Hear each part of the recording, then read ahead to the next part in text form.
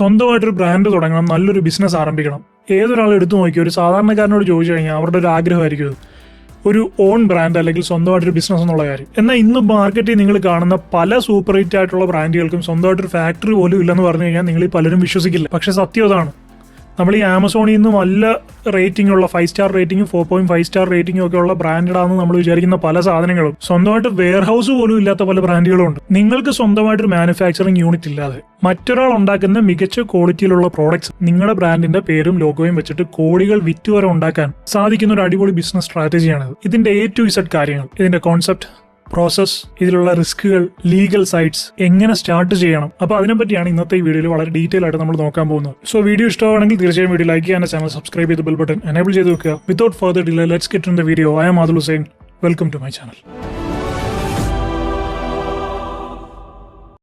അതായത് ഒരു മാനുഫാക്ചറർ ഒരു ജനറിക് പ്രോഡക്റ്റ് നിർമ്മിക്കുന്നു. അതെന്ത് വേണേലും, ഇപ്പൊ ചിലപ്പോൾ ഒരു കാറിന്റെ പ്രഷർ വാഷർ ആകാം, അല്ലെങ്കിൽ ഒരു വാക്യൂം ക്ലീനർ ആകാം, ടീഷർട്ട് ആകാം, അല്ലെങ്കിൽ പ്രൊജക്ടർ ആകാം. അപ്പോൾ ഇങ്ങനെ ആ ഒരു മാനുഫാക്ചർ ഉണ്ടാക്കുന്ന ഈ ഒരു ജനറിക് പ്രോഡക്റ്റിന് ബ്രാൻഡോ ലോഗോയോ ഒന്നും ഉണ്ടാവില്ല. നമ്മൾ അതിൻ്റെ സാമ്പിൾ വാങ്ങിച്ച് ഉപയോഗിച്ച് നോക്കിയിട്ട് നമ്മൾ പറയുകയാണ് ഈ പ്രോഡക്റ്റ് എനിക്ക് ഇഷ്ടപ്പെട്ടു, ഇതിൻ്റെ ഒരു 1000 ക്വാണ്ടിറ്റി എനിക്ക് വേണമെന്ന് പറയുകയാണെങ്കിൽ അവർ നമ്മുടെ ബ്രാൻഡ് ലോഗോയും നമ്മുടെ നെയിമും വാങ്ങിച്ചിട്ട് അത് പ്രിന്റ് ചെയ്തിട്ട് ആ പ്രോഡക്റ്റ് നമ്മുടെ ബ്രാൻഡിന്റെ പേരിലാക്കി തരും. ഇവിടെ നമുക്ക് മാനുഫാക്ചർ ചെയ്യുന്ന മെഷീൻസ് വേണ്ട, ഒരു ഫാക്ടറി ഉണ്ടാക്കണ്ട, ഫാക്ടറിയിൽ തൊഴിലാളികൾ നിർത്തണ്ട, അങ്ങനെയുള്ള എല്ലാ കാര്യങ്ങളും ലാഭം. പ്രൊജക്ടേഴ്സ് ഒക്കെ വാങ്ങിച്ചിട്ടുള്ള ആൾക്കാർക്കറിയാം E-Gate എന്ന് പറയുന്ന ബ്രാൻഡ്. E-Gateന്റെ Atom 3X എന്ന് പറയുന്ന പ്രൊജക്ടർ, ഇതിന്റെ ഇപ്പോഴത്തെ വില എന്ന് പറയുന്നത് 8,990 രൂപ, അതായത് 9,000 രൂപ. ഇനി നമുക്ക് അടുത്തൊരു പ്രൊജക്ടർ ഞാൻ നിങ്ങളെ കാണിച്ചു തരാം. അടുത്ത പ്രൊജക്ടറാണ് ബിഗാസോ. ബിഗാസോ എന്ന് പറയുന്ന ഈ പ്രൊജക്ടർ, അതും അവർ പേരിട്ടിരിക്കുന്ന Atom 3X എന്നാണ്. രണ്ടും ഒരമ്മ പെറ്റ മക്കളെ പോലിരിക്കുന്ന പ്രൊജക്ടേഴ്സാണ്. ഒരു വ്യത്യാസവും ഇല്ല. ഒരൊറ്റ വ്യത്യാസം എന്ന് പറഞ്ഞു കഴിഞ്ഞാൽ E-Gateന്റെ ബ്രാൻഡിങ് മറ്റേ പ്രൊജക്ടറിനകത്തുണ്ട്, ഈ ബിഗാസോയ്ക്ക് അതിന്റെ ബ്രാൻഡിങ് ഇല്ല എന്നുള്ളത് മാത്രമാണ് വ്യത്യാസം. ബാക്കി ഇതിന്റെ സ്പെസിഫിക്കേഷൻ കാര്യങ്ങളെല്ലാം ഒന്ന് തന്നെ. പക്ഷേ റേറ്റ് തമ്മിലുള്ള വ്യത്യാസം കണ്ടോ? ഒരെണ്ണത്തിന് 9,000 രൂപയും ഒരെണ്ണത്തിന് 5,000 രൂപയും, ഏകദേശം 4,000 രൂപയുടെ വ്യത്യാസമാണ് ഈ രണ്ട് പ്രൊജക്ടേഴ്സ് തമ്മിൽ വന്നിരിക്കുന്നത്. അതുപോലെ തന്നെ മറ്റ് ബ്രാൻഡുകൾ നിങ്ങൾ നോക്കുകയാണെങ്കിൽ തൊട്ട് താഴെ സെബ്രോണിക്സ് നിങ്ങൾക്ക് കാണാം, സാഡ്കോ എന്ന് പറയുന്ന പ്രൊജക്ടർ നിങ്ങൾക്ക് കാണാം, അതുപോലെ തന്നെ പാൻസെബ എന്ന് പറയുന്ന പ്രൊജക്ടർ നിങ്ങൾക്ക് കാണാം, എന്യൂസോമ എന്ന് പറയുന്ന പ്രൊജക്ടർ കാണാം, ജിഫാർ എന്ന് പറയുന്ന പ്രൊജക്ടർ നിങ്ങൾക്ക് കാണാം. എല്ലാം ഒരേ ബോഡിക്ക് ഒരു വ്യത്യാസവും ഇല്ല, സെയിം ബോഡി. അപ്പോൾ ഇതിൽ നമുക്ക് മനസ്സിലാക്കാൻ പറ്റുന്നത് 3 എണ്ണത്തിന്റെ ബോഡി മാനുഫാക്ചർ ചെയ്യുന്ന ഒരേ സ്ഥലത്തു നിന്ന് തന്നെയാണ്. ചിലപ്പോൾ അകത്തെ കമ്പോണൻസിന് ചിലപ്പോൾ വ്യത്യാസം ഉണ്ടാവും, അതെനിക്ക് കൃത്യമായിട്ട് അറിയില്ല. പക്ഷേ ബോഡി 3 എണ്ണത്തിന്റെയും ഒന്ന് തന്നെയാണ്. 3 പേരും ഒരേ സപ്ലയറുടെ കയ്യിൽ നിന്ന് അല്ലെങ്കിൽ ഒരേ മാനുഫാക്ചറുടെ കയ്യിൽ നിന്നാണ് ബോഡി വാങ്ങിക്കുന്നത്. അപ്പം അകത്തെ കമ്പോണൻസിന്റെ അവരുടെ ബ്രാൻഡ് വാല്യൂ അനുസരിച്ച് 3 എണ്ണത്തിനും 3 വില. അപ്പം ഇതൊരു തരത്തിലുള്ള വൈറ്റ് ലേബലിംഗ് ആണ്. ഒരേ മാനുഫാക്ചർ 3 ബ്രാൻഡുകൾക്ക് അവരവരുടെ ബ്രാൻഡിന്റെ പേര് വെച്ച് സാധനം വിൽക്കുന്നു. അപ്പൊ ഇതാണ് സിംപ്ലി വൈറ്റ് ലേബലിംഗ് എന്ന് പറയുന്നത്. ഇങ്ങനെയുള്ള പല ആൾക്കാരും സൈഡ് ബിസിനസ് ആയിട്ട് തുടങ്ങിയിട്ടുള്ള ആൾക്കാരുണ്ട്. അതായത് ഇവരുടെ മെയിൻ ഇൻകം അല്ലാതെ ഒരു ജോലി ചെയ്തുകൊണ്ടിരിക്കുമ്പോൾ തന്നെ സൈഡായിട്ടൊരു പാഷൻ പോലെ സ്റ്റാർട്ട് ചെയ്ത പല ആൾക്കാരും ഇന്ന് മാർക്കറ്റിൽ വലിയ ബ്രാൻഡുകളായിട്ട് മാറിയിട്ടുണ്ട്. ഇപ്പം ഞാൻ പറഞ്ഞല്ലോ, ഞാൻ സ്വന്തമായിട്ട് ക്ലോത്തിങ് ബിസിനസ് ചെയ്യുന്ന ഒരാളാണ്. സ്വന്തമായിട്ട് എനിക്ക് ബ്രാൻഡ് ഉണ്ട്, സ്വന്തമായിട്ട് യൂണിറ്റ് ഉണ്ട്. ഞാൻ തുടക്കകാലത്ത് വൈറ്റ് ലേബലിംഗ് ആയിരുന്നു ഫുള്ള് ചെയ്തുകൊണ്ടിരുന്നത്. അതുകൊണ്ട് തന്നെ എനിക്ക് കൃത്യമായിട്ട് അറിയാം ക്ലോത്തിങ് രംഗത്തും വലിയ രീതിയിൽ നടക്കുന്നുണ്ട്. എൻ്റെ തന്നെ ഒരു പേഴ്സണൽ എക്സ്പീരിയൻസ് ഞാൻ പറയാം.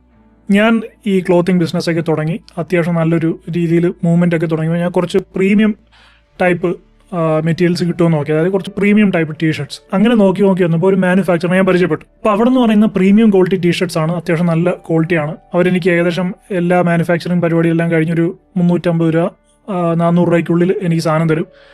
പിന്നെ എൻ്റെ പ്രോഫിറ്റ് ബാക്കി കാര്യങ്ങളെല്ലാം എടുത്തിട്ടൊരു 599 എനിക്ക് ആമസോണിൽ വിൽക്കാൻ പറ്റും. അപ്പോൾ ആ ഒരു റേറ്റിലാണ് ഞാൻ ആമസോണിൽ വിൽക്കുന്നത്. എൻ്റെ പ്രോഫിറ്റും ബാക്കി എക്സ്പെൻസ് ഒക്കെ ഉണ്ടല്ലോ അതെല്ലാം കഴിഞ്ഞിട്ട്. അപ്പോൾ അവരെ പരിചയപ്പെട്ട സമയത്ത് അവരെന്നോട് പറഞ്ഞാണ്, നിങ്ങൾക്ക് ഈ പ്രോഡക്റ്റ് മാർക്കറ്റിൽ 1,200 രൂപയ്ക്കും വിൽക്കാം, 1,500 രൂപയ്ക്കും വിൽക്കാം, വേണമെങ്കിൽ 2,000 രൂപയ്ക്കും വിൽക്കാം. അങ്ങനെ വിൽക്കുന്ന ആളുകളുണ്ട്. എല്ലാം നിങ്ങളുടെ ബ്രാൻഡിന്റെ വാല്യൂ പോലിരിക്കും. കാരണം സെയിം സാധനം മാർക്കറ്റിലുള്ള 2 മികച്ച ബ്രാൻഡുകൾ, ബ്രാൻഡിന്റെ പേര് ഇവിടെ എനിക്ക് പറയാൻ പറ്റില്ല, ചിലപ്പോൾ ലീഗലി അത് ഇഷ്യൂ ആവും. ഒരു ബ്രാൻഡ് L-ൽ സ്റ്റാർട്ട് ചെയ്യുന്നതാണ്, മറ്റൊരു ബ്രാൻഡ് V-ൽ സ്റ്റാർട്ട് ചെയ്യുന്നതാണ്. അവർ രണ്ടുപേരും അവിടെ നിന്ന് മാനുഫാക്ചർ ചെയ്തിട്ടുള്ള പ്രോഡക്ട്സ് ആണ് എടുക്കുന്നത്, ആ ഒരു ടൈപ്പ് ടീഷർട്ട്. കാരണം അതിനുവേണ്ടി അവർക്ക് ഇനി പ്രത്യേകം മില്ലോ കാര്യങ്ങളും തുടങ്ങാൻ പോയി. അവർക്ക് ആ ഒരു ടൈപ്പ് പ്രോഡക്റ്റ് വേണമെന്ന് തോന്നി അവർ ഔട്ട്സോഴ്സ് ചെയ്ത് ഇവിടെ നിന്ന് ഏറ്റവും മികച്ച ക്വാളിറ്റി അവിടെ നിന്ന് കിട്ടുമെന്ന് നോക്കി ആ ടൈപ്പ് സാധനം എടുക്കുന്നു, അവരുടെ ബ്രാൻഡ് ലേബലിംഗ് പോകുന്നു. ഞാൻ വാങ്ങിക്കുന്ന അതേ സാധനം തന്നെ, എനിക്ക് 350 രൂപയ്ക്ക് കിട്ടിയ അതേ സാധനം തന്നെ അതിലൊരു ബ്രാൻഡ് വിൽക്കുന്നത് 999 രൂപയ്ക്ക്, മറ്റൊരു ബ്രാൻഡ് വിൽക്കുന്ന 1399 രൂപയാണ്. അപ്പൊ അതിൽ നിന്ന് തന്നെ നിങ്ങൾക്ക് മനസ്സിലാക്കാം സെയിം സാധനം സെയിം ക്വാളിറ്റി, ഒരു ബ്രാൻഡിന്റെ വാല്യൂ വരുമ്പോൾ അതിന്റെ റേഞ്ച് മാറുന്നു. കാരണം എന്റെ ബ്രാൻഡിന്റെ പേര് വെച്ചാൽ കിട്ടുന്ന ഒരു വിലയല്ല മറ്റേ ആ 2 ബ്രാൻഡിന്റെ പേര് വെച്ച് ഒരാൾ പുറത്തിറങ്ങി കഴിയുമ്പോൾ അയാൾക്ക് കിട്ടുന്നു ആ ബ്രാൻഡിനെയാണ്. ഞാൻ എന്ന് പറഞ്ഞാൽ തികച്ചും ഒരു ന്യൂ കമറാണ്. എന്റെ ബ്രാൻഡിന്റെ പേരൊക്കെ ആളുകൾ അറിഞ്ഞു തുടങ്ങിയിട്ടേ ഉള്ളൂ. പക്ഷെ എല്ലാവരും കൊടുക്കുന്ന സാധനം ഒന്ന് റേറ്റിന് അതിനനുസരിച്ച് വ്യത്യാസം. കാരണം അവിടെ എന്ന് പറഞ്ഞു കഴിഞ്ഞാൽ ആ ബ്രാൻഡ് വാല്യൂവിനാണ് വില. ഇപ്പൊ എന്റെ കയ്യിൽ ഈ iPhone 17 Pro Max ഇരിക്കുന്നു. ഇതേ സ്പെസിഫിക്കേഷനുള്ള ഇതേ ഫോൺ, ഒരു വ്യത്യാസവും ഇല്ല, ഇതേ ക്വാളിറ്റി, എല്ലാ കാര്യങ്ങളും ഇത് തന്നെ. പുതിയൊരു ബ്രാൻഡിന്റെ പേര് ഒരു നോവ അല്ലെങ്കിൽ എന്താ പറയാ സൂപ്പർ നോവ അങ്ങനെ എന്തെങ്കിലും ഒരു ബ്രാൻഡിങ് ആണ് ഈ ആപ്പിളിന്റെ ലോഗോയ്ക്ക് പകരം ആ ലോഗോ വെച്ചിട്ടാണ് എന്റെ ഇരിക്കുന്നെങ്കിൽ ഇത്രയും വില കൂടിയ ഫോണാണെങ്കിലും അതിനെന്ത് വില ഉണ്ടാവും. പക്ഷെ അവിടെ ഒരു ആപ്പിളിന്റെ ലോഗോ കയറുമ്പോൾ അതിന്റെ വില മാറി, അതിന്റെ സ്റ്റാറ്റസ് മാറി. ആ ബ്രാൻഡിന്റെ വാല്യൂവിനാണ് അവർ നിങ്ങളുടെ നിന്ന് പൈസ വാങ്ങിക്കുന്നത്. ഞങ്ങളുടെ പ്രോഡക്റ്റ് നിങ്ങൾ ഇട്ടുകൊണ്ട് കിടന്നു കഴിഞ്ഞാൽ നിങ്ങൾക്ക് ഇത്രയും അക്സെപ്റ്റൻസ് കിട്ടും, നിങ്ങൾക്ക് ഇത്രയും അപ്രിസിയേഷൻ കിട്ടും. അപ്പൊ അതിനാണ് ഒരു പൈസ വാങ്ങിക്കുന്നത്. ക്വാളിറ്റി അവിടെ സെക്കൻഡറി ആണ്. ഇതുപോലെ തന്നെയാണ് എല്ലാ ഇൻഡസ്ട്രിയിലും ബ്രാൻഡ് വാല്യൂവിന് നല്ലൊരു എമൗണ്ട് നിങ്ങളുടെ കയ്യിൽ നിന്ന് ഈടാക്കുന്നുണ്ട്. അപ്പോൾ ഇതാണ് സിംപ്ലി വൈറ്റ് ലേബലിംഗ് എന്ന് പറയുന്നത്. ഒരു ബൾക്കായിട്ട് മാനുഫാക്ചർ ചെയ്യുന്ന ആളുടെ കയ്യിൽ നിന്ന് നമുക്ക് ആവശ്യമുള്ള സാധനങ്ങൾ നമ്മുടെ ബ്രാൻഡിന്റെ ലോഗോയിലും ലേബലിൽ നമ്മൾ വാങ്ങിക്കുന്നു, നമ്മളത് ആളുകളിലേക്ക് എത്തിക്കുന്നു, നമ്മൾ ആളുകൾക്ക് വിൽക്കുന്നു. നമ്മുടെ ബ്രാൻഡിന് എത്ര വാല്യൂ ഉണ്ട് അതിനനുസരിച്ച് നമുക്ക് അതിന് വിലയിടാം. ഈ വൈറ്റ് ലേബലിംഗ് പറയുമ്പോൾ തന്നെ അതിന്റെ കൂടെ തന്നെ പറയേണ്ട 2 കാര്യങ്ങളാണ്. ഒന്ന് പ്രൈവറ്റ് ലേബലിംഗും മറ്റൊന്ന് ഡ്രോപ്പ് ഷിപ്പിംഗ്. വൈറ്റ് ലേബലിംഗ് എന്ന് പറയുന്നത് എല്ലാവർക്കും വേണ്ടി ഒരൊറ്റ പ്രോഡക്റ്റ് മാനുഫാക്ചർ ചെയ്തിട്ട് നിങ്ങളുടെ ലോഗോയും ലേബലും ആഡ് ചെയ്ത് തരുന്നതാണെങ്കിൽ, പ്രൈവറ്റ് ലേബലിംഗ് എന്ന് പറയുന്നത് ഇതേ മാനുഫാക്ചർ തന്നെ ആയിരിക്കും നിങ്ങൾക്ക് വേണ്ടി സാധനം മാനുഫാക്ചർ ചെയ്ത് തരുന്നത്. പക്ഷേ നിങ്ങളുടെ ബ്രാൻഡിന് യുണീക്നെസ് ഉണ്ടാവും, നിങ്ങളുടെ ബ്രാൻഡിന് ഒരു സെപ്പറേറ്റ് ഫോർമുല ഉണ്ടാവും, ഒരു സെപ്പറേറ്റ് ഡിസൈൻ ഉണ്ടാവും. അതിനനുസരിച്ചായിരിക്കും മാനുഫാക്ചർ നിങ്ങൾക്ക് മാനുഫാക്ചർ ചെയ്ത് തരുന്നത്. അതുകൊണ്ട് തന്നെ മറ്റ് ബ്രാൻഡുകളുമായിട്ട് ഇതിന്റെ സാമ്യം ഒരിക്കലും കണ്ടുപിടിക്കാൻ പറ്റില്ല. സംഭവം നിങ്ങളല്ല മാനുഫാക്ചർ ചെയ്യുന്നത്, അതേ ബൾക്കായിട്ട് ഹോൾസെയിലായിട്ട് മാനുഫാക്ചർ ചെയ്യുന്ന മാനുഫാക്ചർ തന്നെ ആയിരിക്കും. പക്ഷെ നിങ്ങൾക്ക് വേണ്ടി അവിടെ യുണീക്നെസ് ഉണ്ടാവും. ഒരു എക്സാമ്പിൾ പറയുകയാണെങ്കിൽ, ഞാൻ നേരത്തെ പറഞ്ഞ വലിയ ബ്രാൻഡ്, അതായത് ഇപ്പോൾ ഞാൻ അവരുടെ നിന്ന് വാങ്ങിച്ച ടീഷർട്ട് മറ്റേ ടീഷർട്ട് എല്ലാം ഒരേ ക്വാളിറ്റി. അതിലൊരു ബ്രാൻഡിന്റെ ഈ കോളറിന് ചുറ്റും ഒരു സ്ട്രിപ്പ് ഉണ്ട്, ഒരു വൈറ്റ് കളർ സ്ട്രിപ്പ് ഉണ്ട്. അത് ആ ബ്രാൻഡിന്റെ ഇതിന് മാത്രമേ ഉള്ളൂ. അത് അവരുടെ യൂണീക്നെസ് ആണ്. അപ്പൊ അവരുടെ പ്രോഡക്റ്റും എന്റെ പ്രോഡക്റ്റും തമ്മിൽ ഒരിക്കലും മാച്ച് ഇല്ല. ക്വാളിറ്റി മെറ്റീരിയൽ ഒന്നാണെങ്കിലും ഡിസൈൻ വ്യത്യാസമാണ്. അത് വേണമെങ്കിൽ നമുക്ക് പ്രൈവറ്റ് ലേബലിംഗ് എന്ന് പറയാം. ഇനി ഇലക്ട്രോണിക്സ് ഐറ്റത്തിന്റെ കാര്യത്തിൽ വരികയാണെങ്കിൽ, 2 ബ്രാൻഡുകൾക്ക് വേണ്ടി ഒരു പ്രൊജക്ടർ മാനുഫാക്ചർ ചെയ്യുന്നു. അതിലൊരു ബ്രാൻഡിന് വേണ്ടി കുറച്ചുകൂടെ എക്സ്ട്രാ ക്വാളിറ്റി ഉള്ള, കുറച്ചുകൂടെ ഡ്യൂറബിലിറ്റി ഉള്ള, കുറച്ചുകൂടെ ലോങ് ലാസ്റ്റ് ചെയ്യുന്ന മെറ്റീരിയൽസ് ആണ് യൂസ് ചെയ്യുന്നതെങ്കിൽ അതിന് നമുക്ക് പ്രൈവറ്റ് ലേബലിംഗ് എന്ന് പറയാം. കാരണം ആ ബ്രാൻഡിന് വേണ്ടി അവരുടെ റിക്വയർമെന്റ്സ് അനുസരിച്ച് സെയിം മാനുഫാക്ചർ തന്നെ ക്വാളിറ്റി കൂടിയ ഇൻഗ്രീഡിയൻസ്, ക്വാളിറ്റി കൂടിയ മെറ്റീരിയൽസ് ഉപയോഗിച്ച് അവർക്ക് വേണ്ടി മാനുഫാക്ചർ ചെയ്ത് കൊടുക്കുന്നു. അതിന് നമുക്ക് പ്രൈവറ്റ് ലേബലിംഗ് എന്ന് പറയാം. പിന്നെ നിങ്ങൾ എപ്പോഴും കേൾക്കുന്ന ഒരു ടേമാണ് ഡ്രോപ്പ് ഷിപ്പിംഗ് എന്ന് പറയും. അതിപ്പോൾ ഒരുപാട് പേര് ചെയ്യുന്നുണ്ട്. ഏറ്റവും ഈസിയസ്റ്റ് ആയിട്ടൊരു പരിപാടിയാണ്. കാരണം വൈറ്റ് ലേബലിംഗ് ആയാലും പ്രൈവറ്റ് ലേബലിംഗ് ആയാലും ഒക്കെ നമ്മൾ സാധനം വാങ്ങിച്ച് കൈ വെക്കണം. ഡ്രോപ്പ് ഷിപ്പിംഗ് എന്ന് പറഞ്ഞു കഴിഞ്ഞാൽ ആ പരിപാടിയും ഇല്ല. അതിലും ഈസിയാണ്. കൈ നനയാതെ മീൻ പിടിക്കുന്ന ഏറ്റവും നല്ല പരിപാടിയാണ് ഡ്രോപ്പ് ഷിപ്പിംഗ്. അതായത് ബൾക്കായിട്ട് ഇതുപോലെ സാധനങ്ങൾ മാനുഫാക്ചർ ചെയ്യുന്ന ഒരു മാനുഫാക്ചറെ നിങ്ങൾക്കറിയാം. അപ്പോൾ നിങ്ങൾ അയാളുമായിട്ട് പോയി ഡീൽ വെക്കുകയാണെങ്കിൽ, എനിക്ക് ഒരു മാസം ഇത്രത്തോളം ഓർഡേഴ്സ് വരാറുണ്ട്, എനിക്കൊരു അറൌണ്ട് 500 അല്ലെങ്കിൽ 1000 ഓർഡേഴ്സ് വരാറുണ്ട്. അപ്പോൾ അത് ഞാൻ നിങ്ങൾക്ക് തരും, കസ്റ്റമേഴ്സിന്റെ ഡീറ്റെയിൽസും തരും. പക്ഷേ പൈസ ഞാൻ കളക്ട് ചെയ്യും കസ്റ്റമറുടെ കയ്യിൽ നിന്ന് പൈസ ഞാൻ കളക്ട് ചെയ്തിട്ട് നിങ്ങൾക്ക് ചിലവാകുന്ന എന്താണോ ആ പൈസ ഞാൻ നിങ്ങൾക്ക് തരും. പക്ഷെ നിങ്ങൾ ഈ പ്രോഡക്റ്റ് കസ്റ്റമർക്ക് അയച്ചു കൊടുക്കണം. ഞാൻ നിങ്ങളുടെ ഈ സാധനം വാങ്ങിക്കില്ല, ഞാൻ നിങ്ങളുടെ ഈ സാധനം വാങ്ങിച്ച് എന്റെ കസ്റ്റഡിയിൽ എന്റെ ഗോഡൌണിൽ ഒന്നും കൊണ്ടുവെക്കില്ല. ഞാൻ ഓർഡർ വരുമ്പോൾ അത് നിങ്ങളോട് പറയും, നിങ്ങൾ അത് കസ്റ്റമർക്ക് അയച്ചു കൊടുത്തോണം. ഇപ്പോൾ നിങ്ങൾ ഈ ഒരു പ്രോഡക്റ്റ് കസ്റ്റമറിന് അയച്ചു കൊടുക്കുന്നതിന് 300 രൂപയാണ് നിങ്ങൾക്ക് നിങ്ങളുടെ ലാഭം ഉൾപ്പെടെ ചിലവാകുന്നെങ്കിൽ ആ 300 രൂപ ഞാൻ നിങ്ങൾക്ക് തരും. പക്ഷെ ഞാൻ ചിലപ്പോൾ കസ്റ്റമറുടെ കയ്യിൽ നിന്ന് 1000 രൂപ ആയിരിക്കും വാങ്ങിക്കുന്നത്. അതും നിങ്ങളുമായിട്ടൊന്നും ഒരു ബന്ധമില്ല. ഞാൻ കസ്റ്റമറിൽ നിന്ന് 1000 രൂപ വാങ്ങിക്കും, നിങ്ങൾക്ക് ചിലവാകുന്ന 300 രൂപ ഞാൻ നിങ്ങൾക്ക് തരും, നിങ്ങൾ കസ്റ്റമർക്ക് അയച്ചു കൊടുക്കുക. അപ്പോൾ മാനുഫാക്ചർ ചെയ്യുന്ന പരിപാടിയും കൊറിയർ ചെയ്യുന്ന പരിപാടിയും എല്ലാ പരിപാടിയും ആര് നോക്കും? ഇയാൾ നോക്കും. നമ്മൾ ചെയ്യുന്ന എന്താണ്? ജസ്റ്റ് ഓർഡർ വാങ്ങിക്കുക, നമ്മുടെ ബ്രാൻഡിന്റെ ലേബലിന്റെയും പേരിൽ ഇയാളോട് പറഞ്ഞിട്ട് ഇയാൾ അവർക്ക് അയച്ചു കൊടുക്കുക, ലാഭം കിട്ടുന്ന പൈസ വാങ്ങിച്ച് പോക്കറ്റ് ഇടുക. പിന്നെ റിസ്ക് ഉണ്ട്, റിസ്ക് ഇല്ലെന്ന് പറയാൻ പറ്റില്ല. അതിന്റെ വാറന്റി ഉണ്ടെങ്കിൽ വാറന്റി, അല്ലെങ്കിൽ അതിന്റെ ആഫ്റ്റർ സർവീസ് ഉണ്ടെങ്കിൽ ആ സർവീസ്, ഇതിനെല്ലാം ഉത്തരവാദി നമ്മളായിരിക്കും. കാരണം നമ്മുടെ ബ്രാൻഡിന്റെ പേരിലാണ് അത് പോകുന്നത്. മാനുഫാക്ചറും കസ്റ്റമറും തമ്മിൽ ഒരു ബന്ധവുമില്ല. നമ്മളാണ് ഇതിന്റെ മീഡിയേറ്റർ. അപ്പൊ കസ്റ്റമർ എന്തെങ്കിലും ഉണ്ടെങ്കിൽ വന്ന് കഴുത്തിന് പിടിക്കുന്നത് നമ്മളെ ആയിരിക്കും. അപ്പൊ അങ്ങനെ ഒരു കാര്യം കൂടെ ഉണ്ട്. പക്ഷെ കുറച്ചുകൂടി ഈസി ആയിട്ടുള്ള പരിപാടിയാണ്. ഇന്ന് നമ്മൾ നോക്കുകയാണെങ്കിൽ നമ്മുടെ കേരളത്തിലുടനീളം ആളുകൾക്ക് ബിസിനസ്സിനോട് ഭയങ്കര ഇൻട്രസ്റ്റ് ആയി വന്നുകൊണ്ടിരിക്കുകയാണ്. ഭയങ്കരമായിട്ട് ആളുകൾ ബിസിനസ്സിനോട് ഇൻട്രസ്റ്റ് ആണ്. എസ്പെഷ്യലി നമ്മൾ ഈ മലബാർ റീജിയൻസിലൊക്കെ നോക്കുകയാണെങ്കിൽ കേരളത്തിന്റെ ഒരു ബിസിനസ് ഹബ്ബായിട്ട് ഇപ്പോൾ മലബാർ മാറിക്കൊണ്ടിരിക്കുകയാണ്. കൊച്ചി എന്ന് പറയുന്ന ഇത്രയും വലിയ സിറ്റി ഉണ്ടെങ്കിലും രണ്ടുപേര് പരസ്പരം കണ്ടു കഴിഞ്ഞാൽ അവർ രണ്ടുപേരും ബിസിനസ്സുകാർ അല്ലെങ്കിൽ ഗൾഫുകാർ എന്നുള്ള രീതിയിലാണ് മലബാർ മാറിക്കൊണ്ടിരിക്കുന്നത്. ആ ഒരു ഏരിയയിൽ ബിസിനസ്സുകാർ അത്രത്തോളം വളർന്നുകൊണ്ടിരിക്കുന്നുണ്ട്. അതിനനുസരിച്ച് അവിടെ കോമ്പറ്റീഷൻ കൂടുന്നുണ്ട്. കോമ്പറ്റീഷൻ കൂടുന്നതനുസരിച്ച് അവിടെ എത്തിക്സ് ഇല്ലായ്മയെ ആരെ പറ്റിച്ചും 10 പൈസ ഉണ്ടാക്കുക എന്നുള്ള പരിപാടിയും കൂടി വരുന്നുണ്ട്. അതിന്റെ പേഴ്സണൽ എക്സ്പീരിയൻസ് എനിക്ക് മനസ്സിലായ ഒരു കാര്യമാണ്. കാരണം അതിന്റെ ഒരു വിക്ടിമാണ് ഞാൻ. അതിന്റെ ഡീറ്റെയിൽസ് ഞാൻ പിന്നെ പറയാം. അതിൽ ലക്ഷം രൂപയുടെ ചെക്ക് എനിക്ക് തന്നു. അതിൽ നല്ലൊരു പണി എനിക്കിട്ട് തന്നിട്ടാണ് പോയിരിക്കുന്നത്. അപ്പൊ അങ്ങനെ വലിയൊരു പരിപാടി ഇപ്പൊ അവിടെ വളർന്നു വരുന്നുണ്ട്. പ്രത്യേകിച്ച് കാറുകളൊക്കെ വാങ്ങിക്കുന്ന ആൾക്കാരാണെങ്കിൽ ഉറപ്പായിട്ടും പറയും മലപ്പുറം കോഴിക്കോട് ഏരിയ ഭാഗത്തൊന്നും പോയി വണ്ടി എടുക്കരുതെന്ന് ഇപ്പം നല്ല രീതി ഇവിടെ ഉണ്ട്. ഇപ്പം എറണാകുളമോ ആലപ്പുഴയോ കോട്ടയത്തോ ഒക്കെ ഉള്ള ആൾക്കാർക്ക് അറിയാം. അങ്ങനെ ഒരു സംസാരമുണ്ട്. തൃശ്ശൂർ, ഈവൻ തൃശ്ശൂർ ആണെങ്കിൽ പോലും മലബാർ ഏരിയ ഒന്നും അത്രയും വണ്ടി എടുക്കാൻ അവരാരും താല്പര്യപ്പെടുന്നില്ല. കാരണം എത്തിക്സ് എന്ന് പറയുന്ന ഒരു സാധനം നല്ല രീതിയിൽ അവിടെ കുറഞ്ഞു വരുന്നുണ്ട്. ഞാനിപ്പോൾ ഓപ്പൺ ആയിട്ട് പറയുകയാണ്, എല്ലാ ആളുകളും അല്ല, ഒരിക്കലും എല്ലാ ആളുകളും അല്ല, എല്ലാ സ്ഥലത്തും നല്ല ആൾക്കാരും മോശം ആൾക്കാരും ഉണ്ടെന്ന് പറയുന്നത്. പക്ഷേ ഇപ്പൊ ഇങ്ങനെ ഒരു പൊതുവെ ഒരു ടോക്ക് ഉണ്ട്, ഒരു സംസാരം ഉണ്ട്. ഇങ്ങനെ അതിനെതിരെ സംസാരിച്ചിട്ട് പോയി പണി വാങ്ങിച്ച് കിട്ടിയ ഒരാളാണ് ഞാൻ.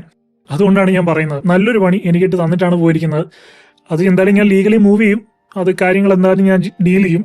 അത് വേറെ കാര്യം. ഞാനിപ്പോൾ ഇത് പറഞ്ഞപ്പോൾ അതിൻ്റെ കൂടെ മെൻഷൻ ചെയ്തതേ ഉള്ളൂ. സോ നിങ്ങൾ ബിസിനസ് ഒക്കെ തുടങ്ങാൻ പ്ലാൻ ചെയ്യുന്നുണ്ടെങ്കിൽ ഓക്കെ. എന്നാലും നിങ്ങൾ മനസ്സിൽ വെക്കേണ്ട ഒരു കാര്യം, ആർക്കും കടം കൊടുക്കരുത്, ആരെയും വാക്കുകൊണ്ട് വിശ്വസിക്കരുത്. ആരാണ് എപ്പോഴാണ് പണി തരുന്നത് നമുക്ക് പറയാൻ പറ്റില്ല. കൃത്യമായിട്ടുള്ള ലീഗൽ കാര്യങ്ങൾ മൂവ് ചെയ്ത് മാത്രം കാര്യങ്ങൾ ചെയ്യുക. അപ്പൊ നമുക്ക് ഈ വൈൽഡ് ലെവലിംഗിന്റെ പ്രധാനപ്പെട്ട പ്രയോജനങ്ങൾ എന്തൊക്കെയാണെന്ന് നോക്കാം. Zero manufacturing cost and capital saving. Factory വാങ്ങിക്കണ്ട, മെഷീനറീസ് വേണ്ട, ലേബർ പ്രശ്നങ്ങളില്ല, കോടിക്കണക്കിന് രൂപയുടെ ക്യാപിറ്റൽ ഇതുവഴി നമുക്ക് ലാഭിക്കാം. മാർക്കറ്റ് സ്പീഡ്, വേഗത്തിൽ നമുക്ക് പ്രോഡക്റ്റ് ലോഞ്ച് ചെയ്യാം. ഒരു പ്രോഡക്റ്റ് സ്ക്രാച്ചിൽ നിന്ന് നമുക്ക് തുടങ്ങാൻ ചിലപ്പോൾ മാസങ്ങളോ അല്ലെങ്കിൽ ഒരു വർഷമോ ഒക്കെ എടുത്തേക്കാം. എന്നാൽ വൈറ്റ് ലേബലിംഗിലൂടെ മാർക്കറ്റിംഗ് നന്നായിട്ട് സക്സസ്ഫുൾ ആയിട്ട് പോയിക്കൊണ്ടിരിക്കുന്ന ഒരു പ്രോഡക്റ്റ് നമ്മുടെ ബ്രാൻഡ് നെയിമിലും നമ്മുടെ ബ്രാൻഡ് ലേബലിലും നമുക്ക് വളരെ പെട്ടെന്ന് തന്നെ ലോഞ്ച് ചെയ്യാൻ സാധിക്കും. മൂന്നാമത്തെ പ്രയോജനം, നിങ്ങൾക്ക് മാർക്കറ്റിംഗിലും ബ്രാൻഡിങ്ങിലും കൂടുതൽ ശ്രദ്ധിക്കാൻ സാധിക്കും, കൂടുതൽ സമയം ചെലവഴിക്കാൻ സാധിക്കും. ഈ ഒന്നേന്നുള്ള എല്ലാ കാര്യത്തിലും നിങ്ങളിട്ട് തല പോയിക്കേണ്ട കാര്യമില്ല. ഒരു പ്രോഡക്റ്റിന് സക്സസ് എന്ന് പറഞ്ഞു കഴിഞ്ഞാൽ അതിന്റെ ഗുണമേന്മ കഴിഞ്ഞു കഴിഞ്ഞാൽ പിന്നെ അതിന്റെ മാർക്കറ്റിംഗും ബ്രാൻഡിങ്ങും ആണ്. അപ്പൊ അതിൽ നിങ്ങൾക്ക് കൂടുതൽ സമയം ചെലവഴിക്കാൻ സാധിക്കും. ഗുണമേന്മ ഓൾറെഡി സക്സസ്ഫുൾ ആയിട്ടുള്ള പ്രോഡക്റ്റ് ആണ് നിങ്ങൾ എടുക്കുന്നത്. അപ്പൊ അവിടെ നിങ്ങൾക്ക് ടെൻഷൻ അടിക്കേണ്ട കാര്യമില്ല. അടുത്ത പ്രയോജനം എന്ന് പറയുന്നത് സ്കെയിലബിലിറ്റി ആണ്. അതായത് ഇപ്പൊ നിങ്ങൾ നിങ്ങളുടെ പ്രോഡക്റ്റ് മാർക്കറ്റിലേക്ക് പോകുന്നു, നിങ്ങളുടെ ബ്രാൻഡ് വളരെ സക്സസ്ഫുൾ ആയിട്ട് പെട്ടെന്ന് സ്റ്റോക്കുകൾ വിറ്റഴിക്കുന്നു. പക്ഷെ നിങ്ങളവിടെ സ്വന്തമായിട്ടാണ് മാനുഫാക്ചർ ചെയ്യുന്നതെങ്കിൽ പെട്ടെന്ന് ഇതൊന്ന് സ്കെയിൽ ചെയ്യാൻ നിങ്ങൾ വളരെയധികം ബുദ്ധിമുട്ടും. ഫാക്ടറി എക്യുപ്മെന്റ്സ് കൂട്ടണം, ലേബേഴ്സിനെ കൂട്ടണം, അല്ലെങ്കിൽ ഫാക്ടറിയുടെ സൈസ് കൂട്ടണം. ഇതൊന്നും പെട്ടെന്ന് നടക്കുന്ന കാര്യങ്ങളല്ല. അപ്പൊ പെട്ടെന്ന് ഡിമാൻഡിനനുസരിച്ച് സാധനങ്ങൾ കൊടുക്കാൻ നിങ്ങൾക്ക് പറ്റാതാവും നിങ്ങൾ സ്വന്തമായിട്ടാണ് മാനുഫാക്ചർ ചെയ്യുന്നതെങ്കിൽ. അതേസമയം വൈറ്റ് ലേബലിംഗ് ചെയ്യുകയാണെങ്കിൽ നിങ്ങൾക്ക് ഡയറക്റ്റ് മാനുഫാക്ചറോട് പറഞ്ഞാൽ മതി, എനിക്കൊരു 5000 യൂണിറ്റ്സ് ഇപ്രാവശ്യം കൂടുതൽ വേണം, എനിക്ക് നല്ല സെയിൽസ് ഉണ്ട്, എനിക്കൊരു 10000 യൂണിറ്റ്സ് കൂടുതൽ വേണമെന്ന് പറഞ്ഞു കഴിഞ്ഞാൽ റെഡി സ്റ്റോക്കാണ്.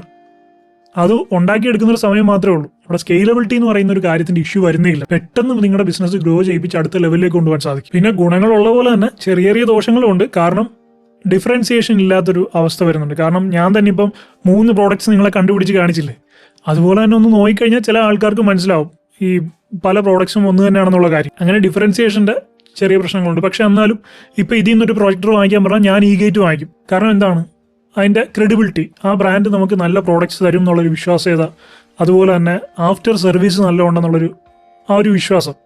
അപ്പം അതുപോലെ നിങ്ങൾക്കൊരു വിശ്വാസ്യത ഉണ്ടാക്കിയെടുക്കാൻ സാധിച്ചു കഴിഞ്ഞാൽ നിങ്ങൾ സക്സസ് ആണ്. ഞാനും ഇതിന്റെ ദോഷം പറഞ്ഞാൽ, നല്ലത് പറയുമ്പോൾ ദോഷവും കൂടെ പറയണം. രണ്ടാമത്തെ കാര്യം ക്വാളിറ്റി കൺട്രോൾ. മാനുഫാക്ചറുടെ കയ്യിലുള്ള പ്രശ്നമാണെങ്കിലും നിങ്ങൾ കസ്റ്റമറിന് ഒരു പ്രോഡക്റ്റ് കൊടുക്കുമ്പോൾ ആ പ്രോഡക്റ്റിന്റെ ക്വാളിറ്റി കുറഞ്ഞു കഴിഞ്ഞാൽ അതിന്റെ പഴി കേൾക്കേണ്ടി വരുന്ന, അതിൻ്റെ ചീത്ത കേൾക്കേണ്ടി വരുന്ന നിങ്ങളായിരിക്കും. കാരണം നിങ്ങളുടെ ബ്രാൻഡ് നെയിമിലാണ് സാധനം പോകുന്നത്. അതും ഒരു പ്രശ്നമാണ്. നിങ്ങളുടെ കയ്യിൽ കൺട്രോൾ അല്ലാത്തൊരു സാധനത്തിൽ നിങ്ങൾ ചിലപ്പോൾ ചീത്ത കേൾക്കേണ്ടി വരും. അപ്പൊ ആ കാര്യങ്ങളൊക്കെ നമ്മൾ വളരെയധികം ശ്രദ്ധിക്കണം. മൂന്നാമത്തെ പ്രശ്നം എന്ന് പറഞ്ഞാൽ സപ്ലൈ ചെയിൻ ഡിപ്പെൻഡൻസിയാണ്. അതായത് നിങ്ങൾ നല്ല രീതിയിൽ ബിസിനസ് റൺ ചെയ്തുകൊണ്ടിരിക്കുകയാണ്, പെട്ടെന്ന് നിങ്ങളുടെ സപ്ലയർ, നിങ്ങളുടെ മാനുഫാക്ചർ ഈ ബിസിനസ് നിർത്തി ആൾ പറയുകയാണ് ഞാൻ ഈ ബിസിനസ് ചെയ്യുന്നില്ല എന്ന് പറഞ്ഞു കഴിഞ്ഞാൽ നിങ്ങളുടെ ബിസിനസ് അതോടുകൂടി ഒരു ടെമ്പററി പോസായി അടുത്ത സപ്ലയർ അല്ലെങ്കിൽ അടുത്ത മാനുഫാക്ചറെ കണ്ടുപിടിച്ച് ബാക്കി പ്രോഡക്ട്സ് മാർക്കറ്റിൽ എത്തിക്കുന്നവരെ നിങ്ങളുടെ ബിസിനസ് അവിടെ നിന്ന് ജസ്റ്റ് ഒന്ന് പോസ് ആവും, ഒന്ന് നിന്ന് പോകും. അത് നിങ്ങൾക്ക് ചിലപ്പോൾ ഒരു പ്രശ്നമാകാൻ സാധ്യതയുണ്ട്. അതുകൊണ്ട് തന്നെ ഒരു ബാക്കപ്പ് സപ്ലയറെ എപ്പോഴും കണ്ടുവച്ചേക്കുക. അപ്പൊ ഇതൊക്കെയാണ് ഇതുകൊണ്ടുള്ള ചെറിയ ചെറിയ ദോഷങ്ങൾ. ഇപ്പൊ നമ്മൾ തന്നെ നമ്മുടെ ചുറ്റും നോക്കുകയാണെങ്കിൽ ഈ വൈറ്റ് ലേബലിംഗ് കൊണ്ട് ഏറ്റവും കൂടുതൽ സക്സസ് ആകുന്ന ചില പ്രോഡക്ട്സ്, ചില ഫീൽഡുകൾ നോക്കാം. ഒന്ന് പെർഫ്യൂംസ് ആൻഡ് ഫ്രാഗ്രൻസ് ഫീൽഡാണ്. നല്ല രീതിയിൽ ഈ വൈറ്റ് ലേബലിംഗ് നടക്കുന്ന ഒരു മാർക്കറ്റാണത്. സെയിം ഓർഡറിലുള്ള സെയിം ഫ്രാഗ്രൻസ് തന്നെ പല ബോട്ടിലും പല രീതിയിലും മാറി മാറി വരുന്നു. ബ്രാൻഡഡ് ബോട്ടിലാകുമ്പോൾ ചിലപ്പോൾ അതിന് 1000, 2000, 3000 റേഞ്ച് പോകുന്നു. അതേ ഫ്രാഗ്രൻസ് തന്നെ ചെറിയ ലോക്കൽ ബോട്ടിലാകുമ്പോൾ 300, 400 ലഭിക്കുന്നു. രണ്ടാമത്തെ ഞാൻ നേരത്തെ പറഞ്ഞ അപ്പാരൽ മാർക്കറ്റാണ്. സെയിം ടീഷർട്ട് തന്നെ പല ബ്രാൻഡിങ്ങിൽ പല റേറ്റിൽ നിങ്ങൾക്ക് മാർക്കറ്റിൽ കാണാൻ പറ്റും. മൂന്നാമത്തെ cosmetics. 4 snacks and food item. അടുത്ത ഞാൻ ഏറ്റവും ഇമ്പോർട്ടന്റ് ആയിട്ട് പറഞ്ഞ പോലെ ഇലക്ട്രോണിക്സ് ഐറ്റംസ്. ഇപ്പൊ ഈ ഒരു പ്രഷർ വാഷ് നിങ്ങൾ കണ്ടോ, ശക്തി എന്ന് പറയുന്ന പ്രഷർ വാഷ്. ഇതിന്റെ തന്നെ വേറൊരു ബ്രാൻഡ് നെയിമിലുള്ള സെയിം സാധനം എന്റെ വീട്ടിലിരിപ്പുണ്ട്, അഗാരോ എന്ന് പറയുന്ന ഒരു ബ്രാൻഡ്. അതുപോലെ തന്നെ നിങ്ങൾ ആമസോണിൽ നിന്ന് സെർച്ച് ചെയ്ത് നോക്കുകയാണെങ്കിൽ ഇതേ ലുക്കുള്ള ബ്രാൻഡിന്റെ പേര് മാത്രം വ്യത്യാസമുള്ള ഒരു 10 ബ്രാൻഡ് നിങ്ങൾക്ക് കാണാൻ പറ്റും. അപ്പൊ അങ്ങനെയുള്ള പല ഇലക്ട്രോണിക്സ് ഐറ്റംസ്, പല ഡെയിലി യൂസബിൾ ആയിട്ടുള്ള ഐറ്റംസ് എല്ലാം ഇതുപോലെ വൈറ്റ് ലേബിൾ ഇറങ്ങുന്നുണ്ട്. ഇനി ഒരു വൈറ്റ് ലേബിളിംഗ് ബിസിനസ് എങ്ങനെ സ്റ്റെപ്പ് ബൈ സ്റ്റെപ്പ് ആയിട്ട് തുടങ്ങാമെന്ന് നോക്കാം. ഒന്നാമത്തെ സ്റ്റെപ്പ് എന്ന് പറയുന്നത് market research and product selection.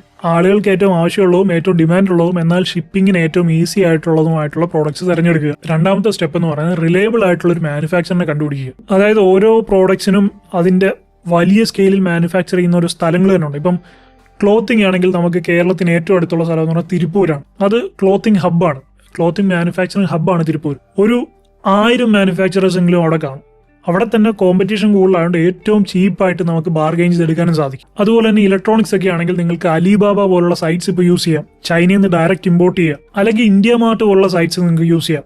അവിടെ നിങ്ങൾക്ക് സപ്ലയറെ കണ്ടുപിടിക്കാൻ സാധിക്കും. ഇഷ്ടംപോലെ സപ്ലൈസ് ഉണ്ട്. അടുത്ത സ്റ്റെപ്പ് എന്ന് പറയുന്നത് sample testing and quality check. ഒരു സപ്ലയറെ കണ്ടുപിടിച്ച് കഴിഞ്ഞാൽ, ഒരു മാനുഫാക്ചറെ കണ്ടുപിടിച്ച് കഴിഞ്ഞാൽ റാൻഡം ആയിട്ട് 2-3 സാമ്പിൾ അവരുടെ നിന്ന് വാങ്ങിക്കുക.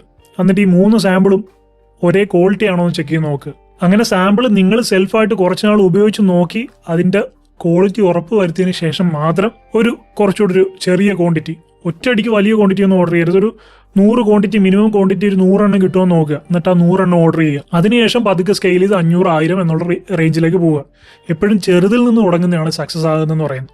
കാരണം നഷ്ടം സംഭവിച്ചാലും ലാഭം സംഭവിച്ചാലും നമുക്ക് സഹിക്കാൻ പറ്റും. എന്നിട്ട് ബിസിനസ് ഒക്കെ നോക്കിയാൽ തുടങ്ങുമ്പോൾ അതിന്റെ ലീഗൽ ആയിട്ടുള്ള രജിസ്ട്രേഷൻസ് ഒക്കെ ചെയ്തേക്കുക. രജിസ്ട്രേഷൻ എന്ന് പറഞ്ഞു കഴിഞ്ഞാൽ ഒരു തുടക്കക്കാരനായിട്ടുള്ള ബ്രാൻഡിന് വലിയ രജിസ്ട്രേഷൻ എന്ന് പറഞ്ഞാൽ GST എടുക്കുക, അതുപോലെ ഉദ്യം എടുക്കുക, ഉദ്യം ആധാർ എടുക്കുക. ഇത് രണ്ടും കൊണ്ടേ തന്നെ ഒരുപെട്ട കാര്യങ്ങളൊക്കെ ആയി. നിങ്ങൾക്കൊരു കറണ്ട് അക്കൗണ്ട് ഒക്കെ തുടങ്ങാൻ ഇതൊക്കെ തന്നെ മതി. പിന്നെ ഫുഡ് പ്രോഡക്റ്റ് ആണെങ്കിൽ FSSAIയുടെ അതിന്റെ സർട്ടിഫിക്കേഷൻ കൂടെ വേണം. അടുത്ത സ്റ്റെപ്പ് എന്ന് പറഞ്ഞാൽ branding, packaging and website. Premium ലുക്കുള്ള നല്ലൊരു ലോഗോ കാര്യങ്ങളൊക്കെ ഡിസൈൻ ചെയ്യുക. പ്രീമിയം ബോക്സ് ഡിസൈൻ ചെയ്യുക. ഷോപ്പിഫൈ അല്ലെങ്കിൽ WooCommerce യൂസ് ചെയ്തിട്ട് ഒരു സിമ്പിൾ e-commerce സ്റ്റോർ ബിൽഡ് ചെയ്യുക. അടുത്തത് മാർക്കറ്റിംഗ് സ്ട്രാറ്റജിയാണ്. മാർക്കറ്റിംഗ് ഇന്ന് ഏതൊരാൾക്കും ചെയ്യാൻ പറ്റുന്ന കാര്യമാണ്. കാരണം ഇൻസ്റ്റാഗ്രാം, ഫേസ്ബുക്കും മാത്രം മതി നല്ല രീതിയിൽ നിങ്ങൾക്ക് മാർക്കറ്റ് ചെയ്യാൻ പറ്റും. അപ്പോൾ ഇത്രയൊക്കെ തന്നെയാണ് ഇതിന്റെ ഒരു ബേസിക് ആയിട്ടുള്ള കാര്യങ്ങൾ എന്നൊക്കെ പറയുന്നു. പിന്നെ നിങ്ങൾ പ്രത്യേകം ഓർത്തു വെക്കേണ്ട ഒരു കാര്യം എന്ന് പറയുന്നത്, വൈറ്റ് ലേബലിംഗ് എന്ന് പറയുന്നത് ചുമ്മാ ഒരു പ്രോഡക്റ്റ് വാങ്ങലല്ല, അതൊരു പെർസെപ്ഷൻ ഉണ്ടാക്കിയെടുക്കലാണ്.